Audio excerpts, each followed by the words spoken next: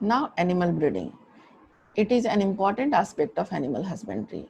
It aims at increasing the yield of animals and improving the desirable qualities. Okay, desirable qualities. Suppose you want more milk or you want disease-free animal, yeah, disease-resistant animal.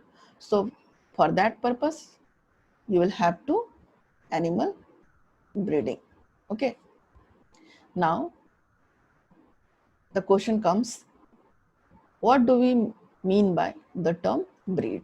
Breed क्या है? तो इसको explain करने के पहले, इस paragraph को explain करने के पहले एक सिचुएशन मैं आप लोग को दे रही हूँ. Suppose this is the area of USA and this is the area of India.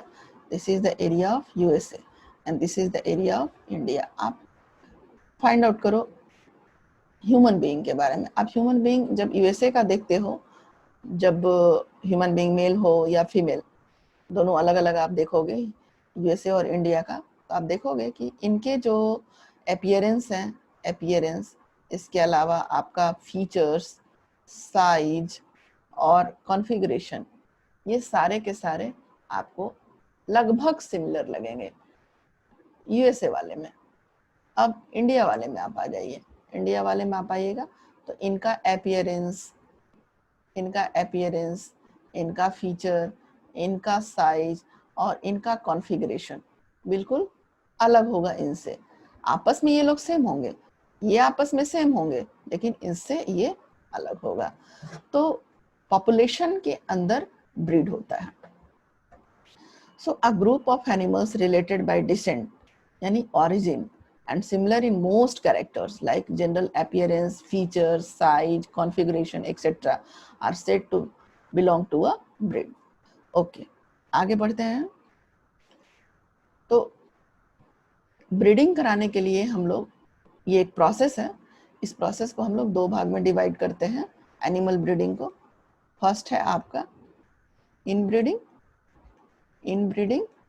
And second है आपका आउटब्रीडिंग. Okay, outbreeding.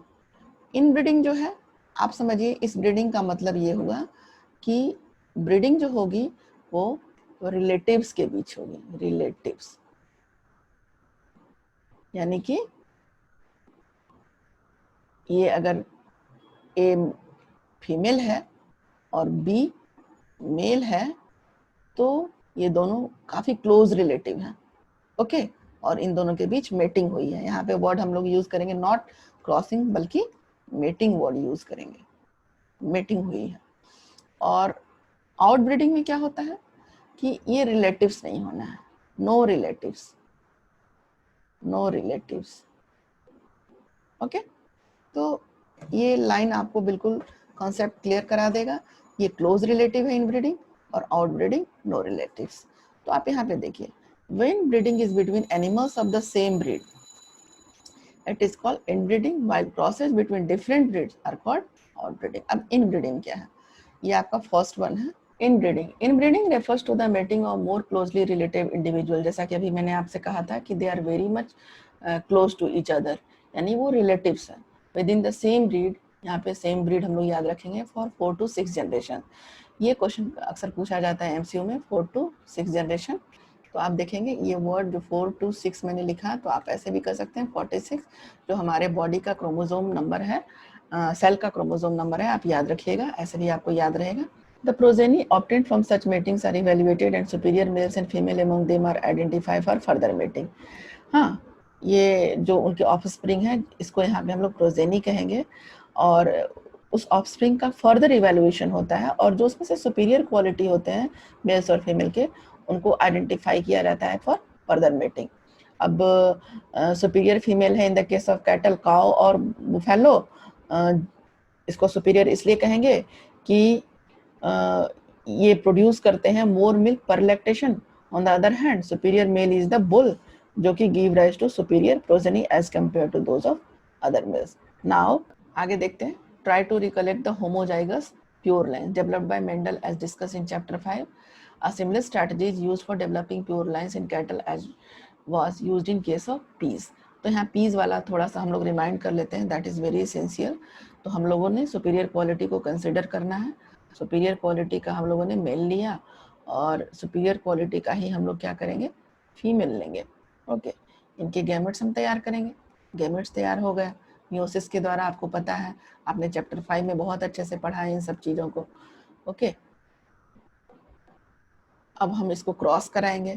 यहाँ पे क्रॉस मीन्स मेटिंग कराते हैं, तो इसका कराएंगे इसके साथ, मेल का फीमेल के साथ। तो टी आया, कैपिटल टी, फिर इस कैपिटल टी का स्मॉल टी के साथ कराएंगे तो कैपिटल टी स्मॉल टी, फिर इस टी का इस टी के साथ कराएंगे तो कैपिटल टी स्मॉल टी होगा, और इस टी का इस टी के साथ कराएंगे तो स्मॉल टी हो गया। तो आप देखिएगा कि यहाँ पे हम लोगों को जब मीटिंग कराते हैं तो ये प्रोडक्ट मिलता है, आपको पीस वाला याद होगा। So now we will see inbreeding increases homozygosity. आप देखिए ये होमोजाइगोट कंडीशन है, ये भी होमोजाइगोट है, ये आपका हेट्रोजाइगोट था और ये क्या थे, पेरेंट्स थे। ओके, और ये क्या हो गया, उसके प्रोजेनी हो गया। So this inbreeding is necessary if you want to evolve a pure line in animal. अगर हम लोग को प्योर लाइन डेवलप करना है तो इनब्रीडिंग करेंगे। Inbreeding exposes harmful recessive, this is harmful recessive genes. Okay, आगे देखते हैं, that are eliminated by selection. Selection के दौरान इस जीन को हम लोग क्या करेंगे, एलिमिनेट कर देंगे। एलिमिनेशन मीन्स हटाना, इसको कंसिडर नहीं करेंगे। It also helps in accumulation of superior genes and elimination of less desirable genes. जैसे मान लिया इसकी जरूरत आपको नहीं है तो आप इसको हटा दे सकते हैं, ये लेस डिजायरेबल है, इसको तो आप एलिमिनेट ही कर दिए, लेकिन ये सुपीरियर जीन को आप क्या कर सकते हैं, कंसीडर करेंगे, आप सेलेक्ट करेंगे इसको। एक तरफ आप प्योर लाइन होने के कारण इसको आप सेलेक्ट कर रहे हैं और इसको क्या कर रहे हैं, एलिमिनेट कर रहे हैं। Okay, therefore this approach where there is selection at each step increase the productivity of inbred population. However, continued inbreeding, especially close inbreeding यानी कि relative inbreeding, usually reduces fertility and even productivity. fertility भी reduce करेगा, आपका fertility क्या होगा, कम हो जाएगा, fertility reduce करेगा और productivity भी reduce करेगा। ये बात हम लोग को याद रखना पड़ेगा इनब्रीडिंग के केस में, ये काफी पूछा गया है ये question. And even productivity, this is called inbreeding depression. This is what, this is called inbreeding depression. इस इनब्रीडिंग डिप्रेशन को हम लोग ओवरकम कर सकते हैं कैसे, whenever this becomes problem, selected animals of the breeding population should be mated unrelated superior animal of the same breed. unrelated यानी कि जो रिलेटिव नहीं है। this usually helps to restore fertility and yield. तो उससे क्या हो जाएगा, फर्टिलिटी भी मिल जाएगी और yield भी मिलेगा। Now outbreeding, it is of 3 types, outcrossing, cross breeding and interspecific. Outbreeding के बारे में आपको हम पहले ही बताया, they are not close relatives, they are unrelated animals. Okay, तो यहाँ पे हम लोग 1 by 1 इसको सर्च करेंगे। उसके पहले हम आपको फिर से वो पिक्चर याद दिला दें जो कि मैंने प्रीवियसली आपको बताया था। सपोज यहाँ पे जो पॉपुलेशन है वो क्या है, यहाँ पे पॉपुलेशन यूएसए का है और यहाँ पे पॉपुलेशन इंडिया का है। ओके, पॉपुलेशन है, और आपको ये भी पता है कि जो ह्यूमन बीइंग का जूलॉजिकल नेम है होमो सैपियंस जेनरा स्पेसीज है ये, और स्पेसीज के अंदर सभी ह्यूमन बीइंग है, लेकिन यहाँ पे यूएसए का ब्रीड है, यहाँ इंडिया का ब्रीड है। अब देखिए नाउ, अगर यूएसए के पॉपुलेशन से अगर हम एक मेल और एक फीमेल उठा लेते हैं और उनका मेटिंग कराते हैं, मान लिया ये मेल है और ये फीमेल है, उनकी मेटिंग कराते हैं और वो रिलेटेड नहीं होना चाहिए अप टू 4 to 6 जनरेशन। जैसे उसमें था कि रिलेटेड होना चाहिए 4 to 6 जनरेशन, लेकिन यहाँ पे रिलेटेड नहीं होना चाहिए 4 to 6 जनरेशन। और उनकी जब मेटिंग कराते हैं तो वो जो प्रोडक्ट होता है उसको हम लोग आउटक्रॉस कहते हैं, आउटक्रॉस। ओके, दीज आर आउटक्रॉस, ये लाइन हम लोग को याद रखना होगा। तो अब आप देखिए, और इसको क्यों किया जाता है आउटक्रॉसिंग को, ये भी हम लोग देखेंगे। This is practice of mating of animals with in the same breed but having no common ancestor. आप देखिए वर्ड नो कॉमन एंसेस्टर, और on either side of their pedigree up to 4 to 6 generation. The offspring of such a mating is known as an outcross. अभी मैंने कहा आपको ये outcross कहलाते हैं. It is the best breeding method for animals that are below average in productivity of milk. हम लोग इसको क्यों कराते हैं? क्योंकि उनकी प्रोडक्टिविटी बिलो एवरेज हो जाती है. किसकी प्रोडक्टिविटी? मिल्क प्रोडक्शन की.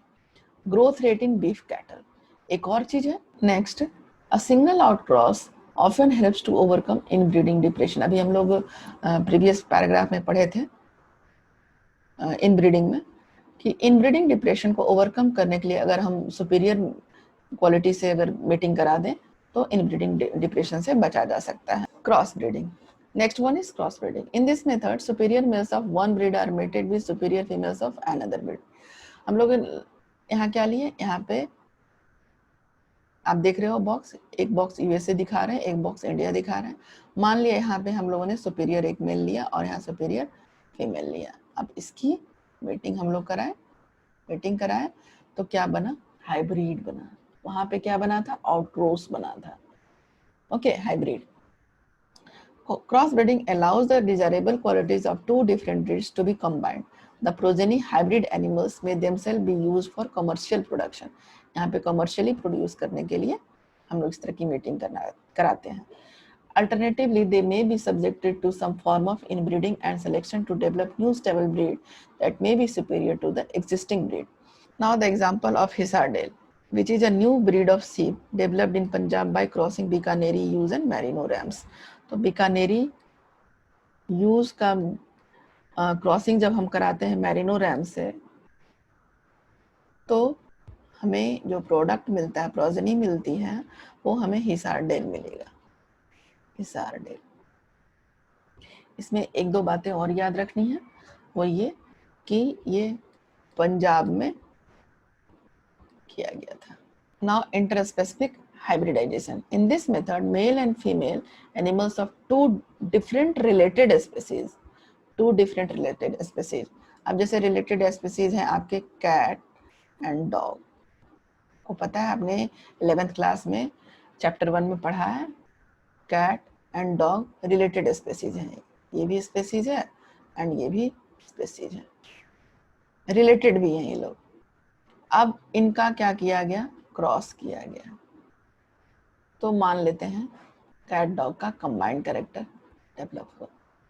In this method, male and female animals of two different related species are mated. In some cases, the progeny may combine a desirable feature in both the parents. इसमें जो features आएगा, character features means character दोनों ही parents का आएगा. And may be of considerable economic value. इनका economic value भी काफ़ी है. और फॉर एग्जाम्पल म्यूल. म्यूल जो है आपको मैं बता दूं, ये म्यूल का दिस म्यूल, और म्यूल का जो फॉर्मेशन हुआ है male donkey, it is male donkey है, मेल है, और फीमेल हॉर्स की कॉम्बिनेशन से म्यूल हुआ. और अगर मेल हॉर्स और फीमेल डंकी है तो उससे हिन्नी बनेंगे. ये मैंने आपको स्पेशल बताया है. Control breeding experiments. These are carried out using artificial insemination. So what is this artificial insemination? The semen is collected from the male that is chosen as a parent and injected into the reproductive tract of the selected female by the breeder. Breeder इसको generally करते हैं और mail से सीमेन को collect करके female के reproductive tract में उसको इंजेक्ट करते हैं. The semen may be used immediately. उनको immediately यूज किया जा सकता है और can be frozen and used at a later date. उसको फ्रीज करके रखा भी जा सकता है, स्टोर भी किया जा सकता है. इसके अलावा it can also be transported in a frozen form to where the female is housed. मान लिया कि फीमेल वहाँ पे नहीं है, कहीं दूर लेके जाना है सीमेन, तो उसको फ्रीज करके वहाँ पे कैरी भी किया जा सकता है. In this way desirable matings are carried. इस तरह से डिजायरेबल मीटिंग की जाती है. Artificial insemination help us overcome several problems of normal mating. So can you discuss and list some of them. आपको वो लिस्ट करके समझ सकते हैं. अब देखिए, often the success rate of crossing mature male and female animal is fairly low. काफ़ी कम होता है। Even the artificial insemination is carried out, अब आर्टिफिशियल इंसेमिनेशन भी हो रहा है तो भी सक्सेस रेट काफ़ी कम है। तो इसको इम्प्रूव करने के लिए हम लोग क्या करेंगे? Now to improve chances of successful production of hybrids, other means are also used like MOET. So it is the abbreviated form of multiple ovulation embryo transfer technology. It is one such program for herd improvement. Herd improvement का ये बड़ा ही successful program है. In this method, a cow is administered hormones with FSH-like activity to induce follicular maturation. एक बार में यहाँ पे एक follicule नहीं बल्कि 6 to 8 follicle mature होते हैं.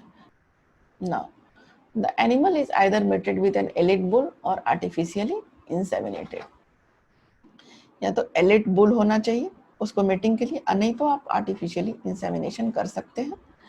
The fertilized eggs at 8 to 32 cell stage are recovered non-surgically. ये बात समझने वाली चीज है. सर्जिकली उसको हम लोग रिमूव नहीं करते हैं, नॉन सर्जिकली रिमूव करते हैं.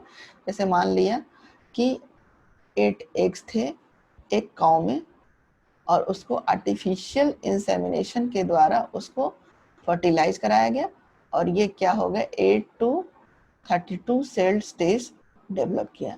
8 to 32, 8 to 32 सेल स्टेज. तो ये स्टेज एम्ब्रियो स्टेज कहलाता है. This is what embryo stage. ये एम्ब्रियो ट्रांसफर किया जाता है. अब इस एम्ब्रियो का ट्रांसफर सरोगेट मदर में होगा. सरोगेट मदर कौन होगा? मान लिया कि ये काउ ए है तो ये मान लिया काउ बी, ये काउ सी और इसमें एम्ब्रियो ट्रांसफर हो गया और एम्ब्रियो ट्रांसफर होने के बाद इसका डेवलपमेंट होगा और इसका नेचुरल बर्थ होगा. Okay, so it is written here as the fertilized eggs at 8 to 32 cell stage are recovered non-surgically and transferred to surrogate mothers. The genetic mother is available for another round of super ovulation. और ये genetic mother अब इनके body से तो सारा embryo निकल गया तो now they are ready for further ovulation and that is super ovulation. This technology has been demonstrated for cattle, sheep, rabbits, buffaloes, mares. यहाँ पे कंफ्यूजन नहीं करना है क्योंकि एनसीईआरटी में ये मेंशन है और आपके नीट और अदर मेडिकल एग्जाम्स में इसको फ्रीक्वेंटली पूछे जाते हैं. कभी कभी हैन बीच में देता है तो हैन नहीं होगा. हाँ, so high milk yielding breeds of females and high quality that is lean meat with less lipid meat yielding bulls have been bred successfully to increase herd size in very short period of time. So this was all about your MOET, MOET